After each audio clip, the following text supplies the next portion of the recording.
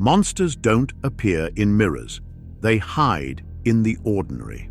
That idea, unsettling as it is, explains what made July 22, 2011 so terrifying. It was a normal day. In Oslo, people sipped coffee, wrapped up their week. On Utøya, teenagers joked, argued about politics, and believed they were building a better future. But behind that calm, one man was already in motion, methodical, convinced, and ready to act. By nightfall, 77 lives would be lost in the deadliest attack Norway had seen since World War II. This is the story of how ideology becomes identity, how violence begins long before the first shot, and how a nation was forced to look inward, not just at what happened, but at why no one saw it coming. Welcome back to Bad, Bad People. But before we go into the story, we would like to extend our deepest condolences to all the victims of this horrifying crime and to the entire country of Norway.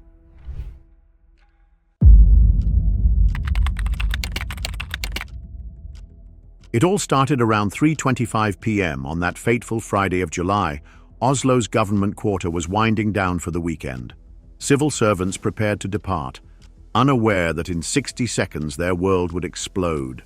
The massive car bomb detonated at precisely 3:26 p.m. near the Prime Minister's office complex, its shockwave ripping through the heart of Norway's political establishment. The explosive device was meticulously constructed using ammonium nitrate fertilizer combined with fuel oil, the same deadly mixture used in the 1995 Oklahoma City bombing. Weighing nearly a metric ton, the bomb's force shattered windows across multiple city blocks, sending glass shards flying like deadly projectiles. 8 people perished instantly in the blast, while dozens more suffered horrific injuries. Remarkably, the death toll might have been far higher had the attack not occurred during Norway's common holiday period in late July, when many government offices were sparsely staffed.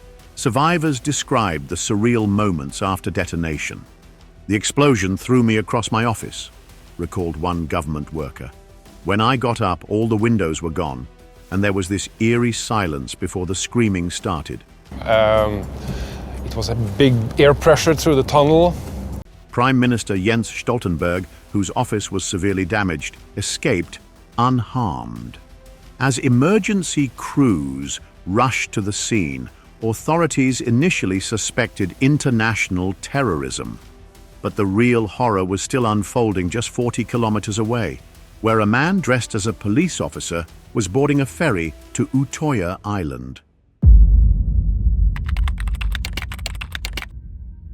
The Labour Party youth camp on Utøya Island had been a summer tradition for decades, a place where politically engaged teens gathered to debate and socialize.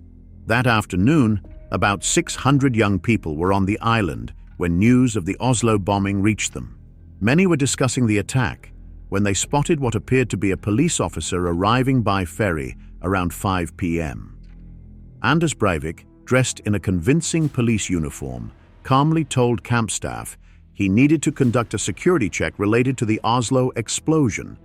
This ruse gave him unrestricted access. At precisely 5:26 p.m., the first gunshots rang out. What followed was a meticulously planned massacre lasting exactly 72 minutes.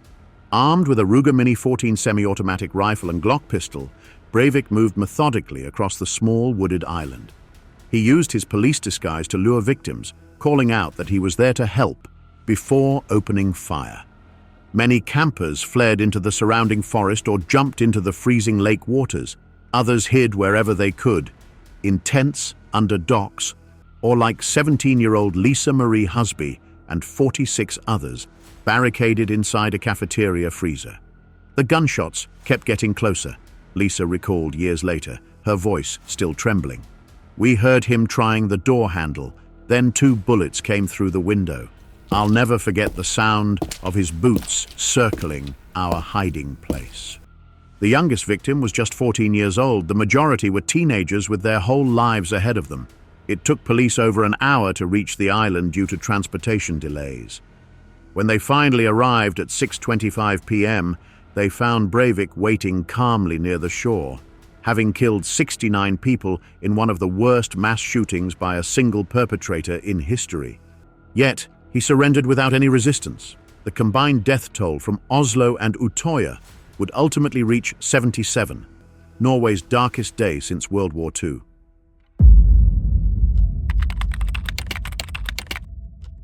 The face that would become Norway's most hated stared blankly into the mugshot camera. Pale skin, close-cropped hair, and cold, empty eyes. Anders Behring Breivik was no stereotypical criminal. The 32-year-old Norwegian came from a comfortable Oslo upbringing in an affluent neighborhood, raised mostly by his mother after his parents' early divorce, with a childhood marked by emotional detachment and early brushes with authorities, including a vandalism arrest at 16. Yet beneath this ordinary exterior brewed a dangerous transformation that began quietly in 2002 and culminated in unimaginable violence 9 years later.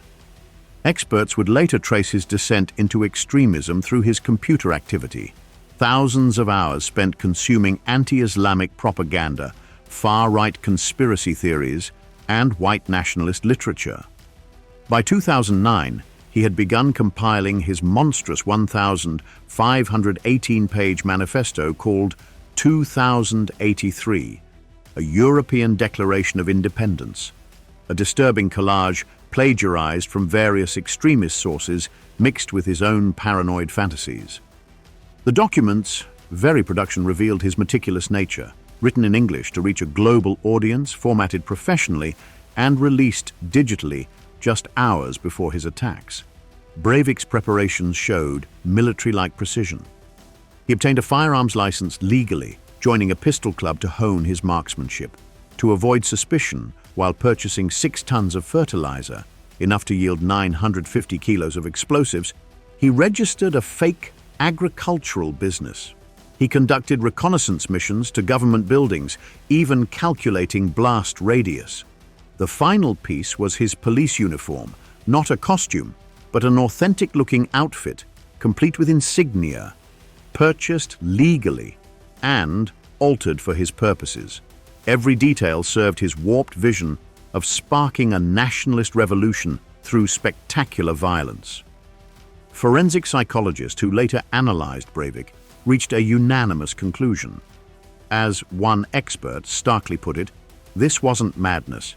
It was calculated ideological terrorism.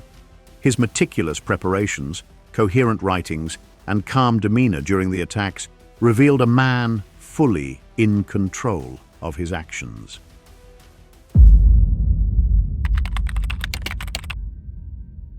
For those who lived through the horror, July 22nd marked not an ending, but the beginning of a lifelong journey. Lisa was just 17 when she hid in that Utøya cafeteria freezer, listening to her friends die. At 18, she received a PTSD diagnosis that put words to the nightmares keeping her awake. A year of intensive therapy followed, confronting trauma that most adults never experience, let alone teenagers. Today, she channels that pain into purpose as a mental health advocate, helping others navigate their own dark paths toward healing. Each survivor carries their own story of resilience. Adrian, then 23, took a bullet but still managed to swim 45 freezing minutes to safety, his blood mixing with the lake water. Viljar, only 17 at the time, survived 5 surgeries to remove shotgun pellets from his brain, relearning basic functions through months of rehabilitation. The physical wounds eventually healed, but the psychological scars remain, invisible reminders that resurface during loud noises, crowded places, or the simple act of boarding a ferry.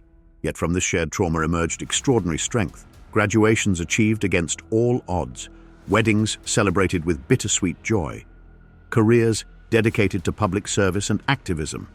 Where Breivik sought to destroy Norway's future, these survivors have rebuilt it stronger, founding organizations, shaping policies, and ensuring their experiences protect others.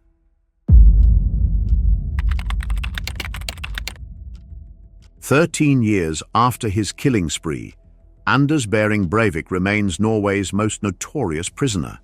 Since his arrest without resistance, the media frenzy and courtroom drama exposed not only his brutal acts, but the deep ideological motives behind them.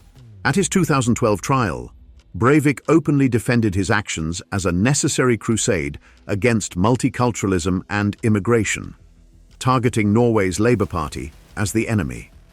The trial would confirm this assessment, with judges rejecting insanity claims and sentencing him to 21 years of preventive detention. In his 2024 parole hearing, Breivik doubled down on these beliefs, calling his massacre necessary and praising Vladimir Putin as the foremost defender of Europeans, now marked by a shaved head and a prominent Zid symbol supporting Russia's invasion of Ukraine. The court rejected his parole, warning he still poses an absolutely concrete risk of repeat violence. Behind bars, Breivik continues writing extremist manifestos, his ideology growing more convoluted yet no less dangerous. Prison authorities have intercepted letters attempting to radicalize others. Survivors like Viljar, who endured 5 brain surgeries after being shot at point-blank range, observe these developments with grim resolve. His ideology failed, Hansen reflects. While he sits frozen in hate, our memorials celebrate how life prevails. The steel columns on Utøya now shimmer in sunlight where gunfire once rang out, silent witnesses to resilience triumphing over terror.